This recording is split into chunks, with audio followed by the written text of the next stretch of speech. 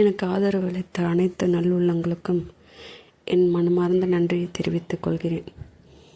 அனைத்து நண்பர்களுக்கும் விநாயகர் சதுர்த்தி நல்வாழ்த்துக்கள். விநாயகரை ரசாயனம் கலக்காத விநாயகரை பார்த்து வாங்கி, குட்டி விநாயகராக இருந்தாலும் அவங்க நம்மளுக்கு சாமி தானே, பெரிய சாமி தான் வாங்கி வச்சுன்னு கொண்டாடணும் கிடையாது.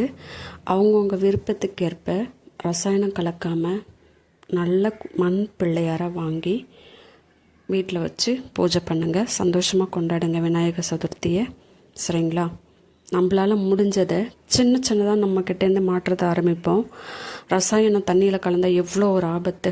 ஸோ எத்தனை பேர் குளிக்கிறாங்க, சின்ன பிள்ளையிலேருந்து பெரியவங்க வரைக்கும்.